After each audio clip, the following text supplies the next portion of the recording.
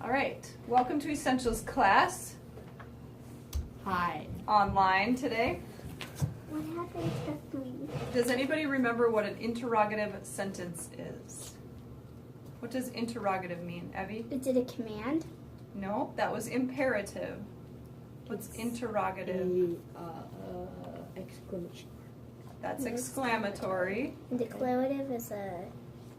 So it's There's CIA on the board. Do you remember what CIA? Does that give you a hint? Remember we played CIA? Oh yeah. You guys interrogated? question mark. Yes, it asks questions. That's right. We put a question mark. What does C stand for? Change. Change.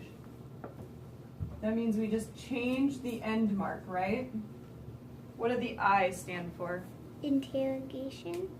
Close. Interrogative. Interrogative what? Sentence.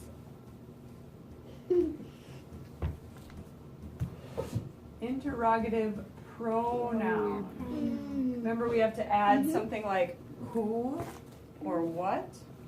Okay, what did the A stand for? Bad. Add. Add what? Action. Add a, Verb. yep, what kind of verb? A helping verb. A helping verb. Good job. Those are the three ways that we've learned to change a statement, a declarative sentence, into an interrogative. Okay? So let's give it a try. My first sentence, I gave my daughter the old cell phone when I ordered myself a new one. How can I change this into interrogative? Change the period into a question mark. Okay, if I change this into a question mark, then I say, I gave my daughter the old cell phone when I ordered myself a new one? We say it as a question, don't we? Okay, how could I change it into, with using I for interrogative pronoun?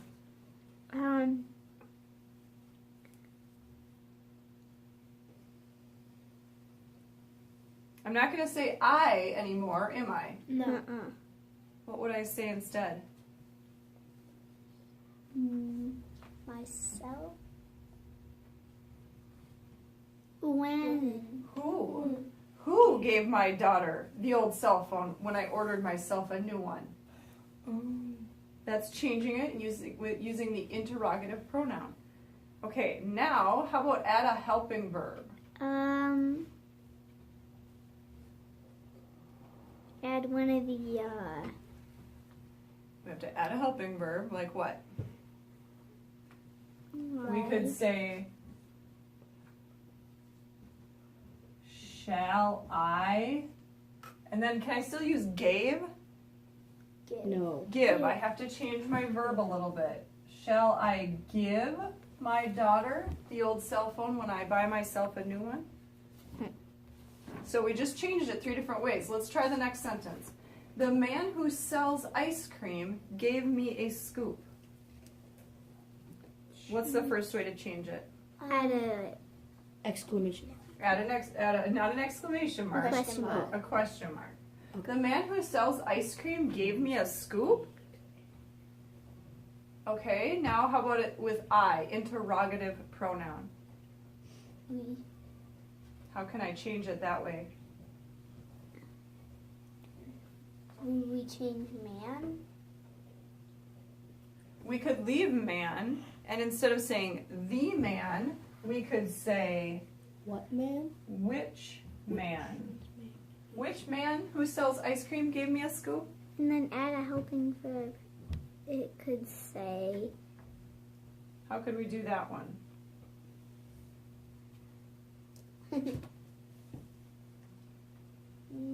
If you don't have your helping verbs memorized, that makes this a little bit trickier.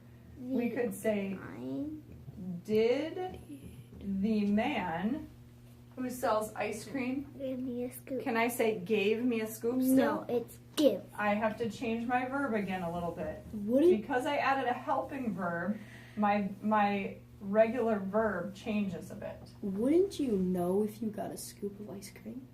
We're just practicing changing sentences. but you probably would. Okay, the teacher brought the children a cookie after they finished the difficult test. You would add a question mark. Okay, this is the easy one. Add a question mark. The teacher brought the children a cookie after they finished the difficult test? You cross out the and write which teacher brought. Okay, we could say using an interrogative And then pronoun, which teacher brought the children a cookie? the kind. Would that work? That's describing the teacher. That's adding an adjective, not a helping verb. Okay? So we could do a little bit like we did up here. Did the teacher? Did the teacher brought? Can I leave brought there? It'd be bring. Yeah, I have to change that. Bring. Did the teacher bring the children a cookie after the difficult test? Do you remember these? Mm-hmm. Okay, we went over interrogatives before, but this time do you notice what kind of sentences? Does anybody notice what kind of sentences we were using? We were using complex sentences, weren't we? Mm-hmm. We have an independent clause and a subordinate clause in these sentences. Okay? So I wanted you to see that you can do this. You can change any type of sentence, any structure, into the declarative, the interrogative, the imperative, right? Mm-hmm. Okay? All right. Now, one thing that we need to go over is chart N. So you need to get out chart N. Do we need our markers or no? No, you don't need markers. We're just going to look at the chart. Finally. Whoa. Why is it too fast? Present, past, present participle, and past participle. Difficult. Elliot. So past. Okay. If you just look at the filled in chart N, you'll see it says verb anatomy for the verb to have. Okay? So this is showing you the different forms of the verb to have. Now, there's some things on here we've probably never heard of before. Okay, for instance, there's different tenses. There's simple tense, that's the very first box where the gray is. Do you see that? Mm-hmm. At the top it says simple tense. Simple tense means it's happening now, it happened in the past, or will happen in the future. Those are pretty basic. I have, I had, I shall have. Does those make sense? So I have means right now, I have it. I have a cookie. Past, I had a cookie. Future, I shall have a cookie. It's coming up, right? Okay, there's 3 other boxes there. Perfect tense. That's the one next to simple tense. Do you see that? Mm-hmm. Perfect tense shows the action is already completed. I have had a cookie. Do you understand that? It means I already had the cookie, right? Okay, in the bottom box it says progressive tense. That's right under simple tense. Do you see that one? Mm-hmm. That shows that the action is currently occurring. I am having a cookie. Okay? And then the last box says perfect progressive tense. This is repeated actions in past, present, and or will continue into the future. I have been having cookies. I had been having cookies. I shall have been having cookies. What? I know they sound a little bit funny. We don't often speak like that, okay? We use, most of the time, simple tense. And these aren't all going to make complete sense right now, okay? And our goal isn't to understand them fully yet. I just want you to be introduced to them. You're going to start working on this chart, especially the area that's gray, the shaded area, the simple tense. That's what you're really going to focus on because you guys are first tour students, okay? So, for fun, let's play a little game with our chart N. I'm going to give you a spot on the chart. I'm going to name the pronoun. Do you see down the side it has pronouns? Where it says first person singular, second person singular. There's pronouns there. I, you, he, she, it. Okay, so I'm going to give you a pronoun. I'm going to give you a tense, like simple tense. And I'm going to give you the form, past, present, past, or future. And I want you to try and find the correct spot on the chart.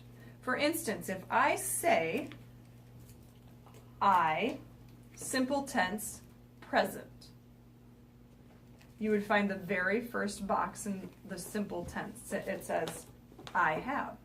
Does that make sense? Because you look on the side, it says I. Oh, I found I in my pronouns along the side. Simple tense. Oh, I know which box that's at. Present. Oh, now I know exactly which sentence to read. I have. Does that make sense to everybody? Okay, let's give a few a try. We. So find that on the left side. We. Simple tense. Past. We had. We had. Very good. Okay, let's try another one. How about we, perfect tense, future. We, perfect tense, We future. shall have had. We shall have had. Very good. Okay, let's try another one. They, simple tense, simple tense, future. They, simple future. They will have. They will have. Good. Let's try another. I, progressive tense, past. I was having. Good. I was having. It's down in the bottom and the very middle at the top, right? Okay, let's try another. You, progressive tense, future. You'll be having. You will be having. Very good. All right, let's try another one. We're going to use you all. Do you see all in parentheses? You all, perfect, present. You had had. You have had. You. See that? You all, perfect, present. You have had. All right, let's try another one. Present. Oh. I, perfect, progressive, future. I shall have been having. Good. I shall have been having. Are you guys getting how to find these? Yeah. Now in class, I was going to play a fun game and have you guys race, and whoever got it first got a little treat. But we'll just have to save those treats for another game, I guess. Yay. Your treat today was lots of snow. Yay! All right, let's try a couple more. See how fast you can do it. Okay. He, perfect tense, future. He will have had. He will have had. Good job, Evie. Okay. They, progressive tense, past. They has were been having. They were having. They were having. First chart. Okay. Oh, progressive. Perfect. Yeah, or progressive, sorry. Okay, one more. We, progressive, present.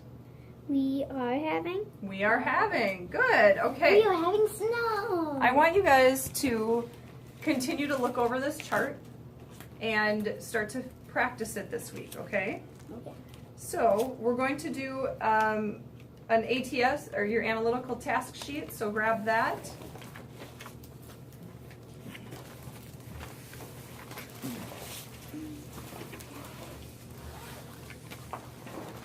Yeah, okay.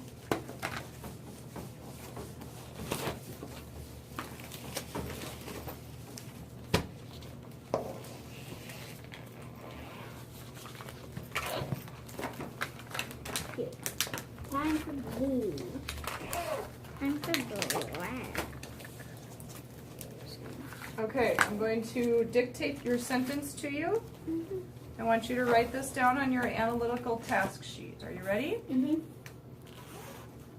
Will the boy who bit me send me an apology? Will the boy who bit me send me an apology.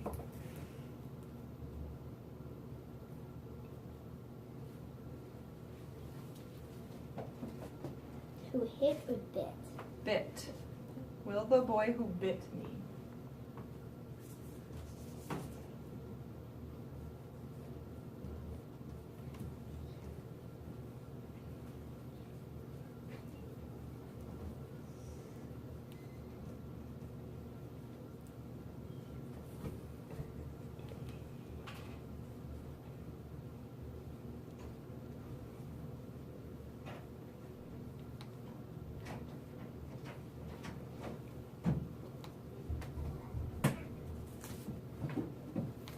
No, you see here.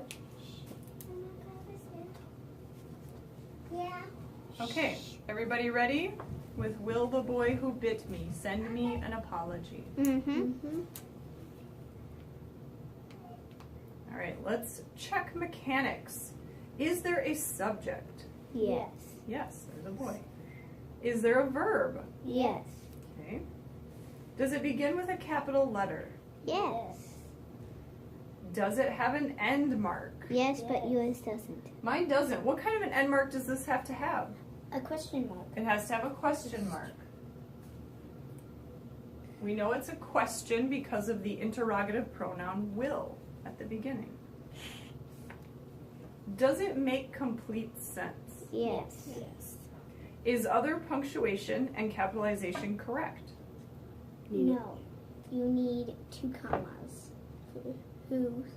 The who. We actually don't. I like that you pulled out that there's a who clause in here. You're right. There is a who clause, but this time we don't use commas. I'm glad you said that. This time we don't use commas because when we put commas around a who which clause, what's it telling us? That it will happen. It's telling us it's extra information, right? Uh-huh. But this time this isn't extra information. This is specific to who, to which boy. If I didn't have who bit me, then I wouldn't know which boy. So this is necessary information for our sentence. Will the boy who bit me send me an apology? Okay? So because it's necessary information telling us exactly which boy, and we need to know which boy we're talking about for in this example, we don't need commas. But very good for pulling that out. Okay. Are words spelled correctly? Yes. Good. Okay. Now, let's go through our question confirmation. Do you see our independent clause? Where's our independent clause? The boy. That's a subject, but I want a clause. Who? Our independent clause is, will the boy send me an apology? Right? Mm-hmm. And so now we'll ask, who will send an apology? The boy. The boy. So the boy is our subject. And what kind of subject? Subject pronoun. Is boy a pronoun? Now it's a subject verb. What kind of word is boy? A subject noun. It's a noun. Okay? What is being said about the boy? Bit. Not bit. Who? Will send. Will send. Okay? So will is a verb and it's doing what with send? Send is also a verb. Because we're looking at, pretend this isn't here. We're looking at our independent clause right now. Will the boy send me an apology? So when we are looking at the independent clause, our verb is send, isn't it? Mm-hmm. But we need another verb.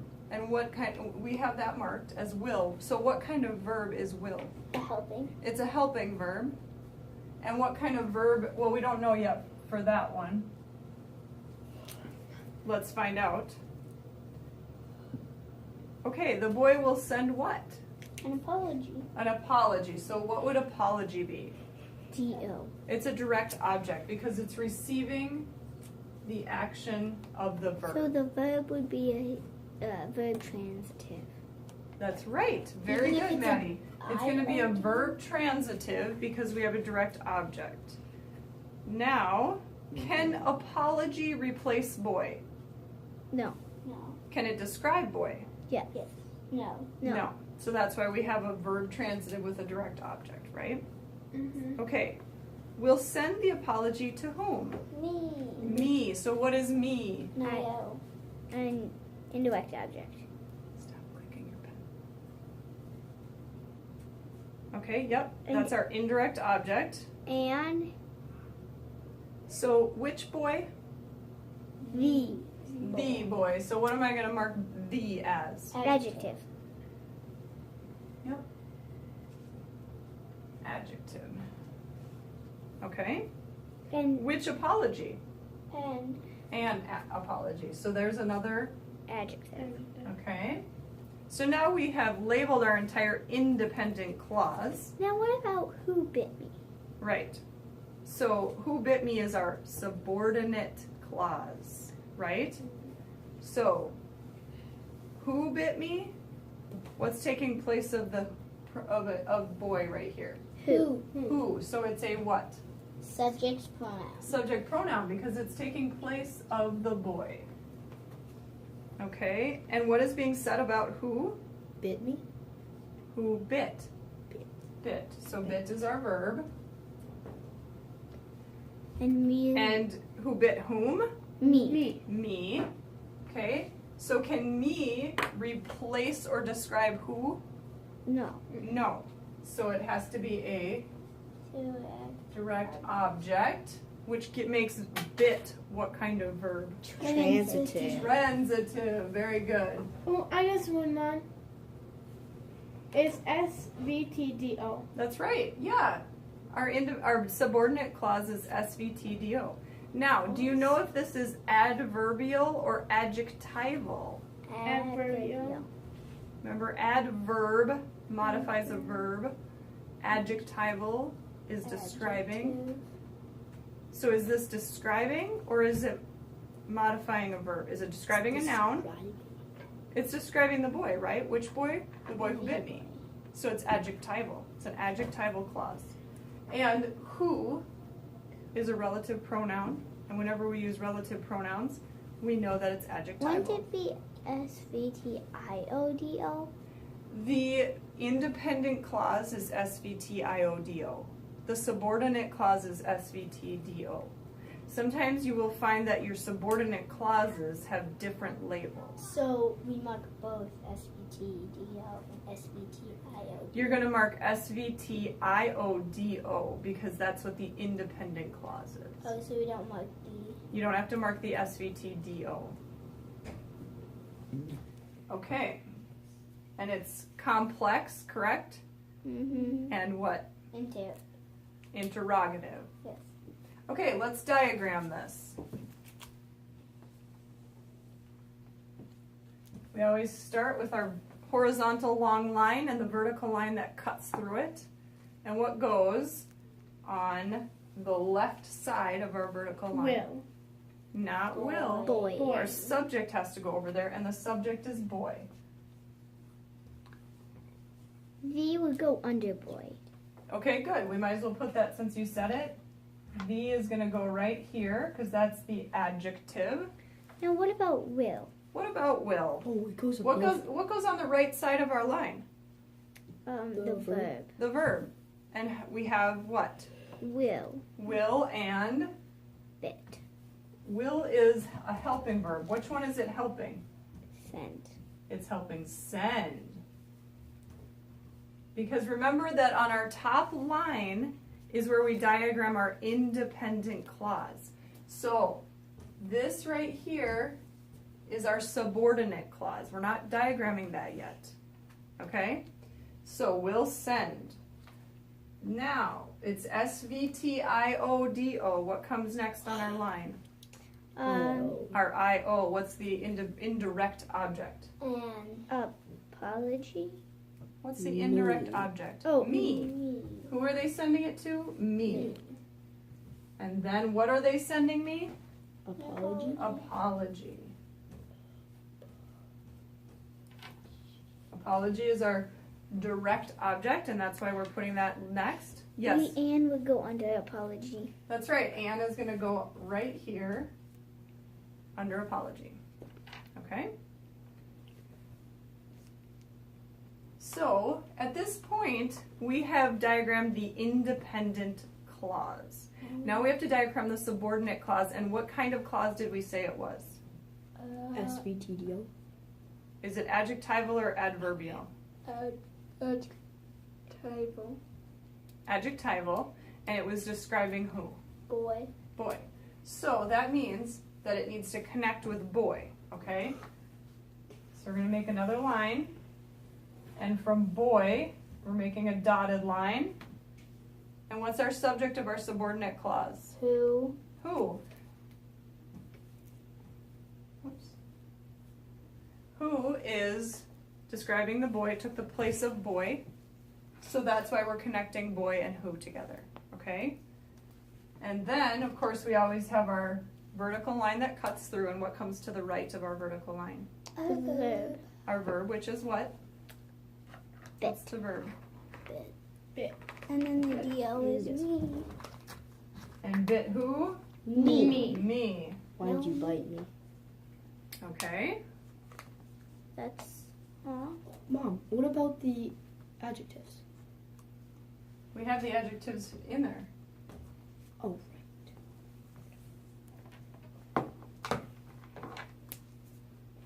Okay. The other thing that was supposed to happen today is I was supposed to teach you task 5 and task 6 on your analytical task sheet. We've just been doing 1 through 4. So I'm going to save that until next week in class so that we can talk through that all together. And prayerfully we won't have another snowstorm and we can get together. Okay, at this point we're going to do our IEW. So let's get that out. Ellie, could you get me a wipe too? We don't have any. Hey, Mom, I thought it was our analytic task and then number knockout and then I'm IW. not doing another knockout. Wait.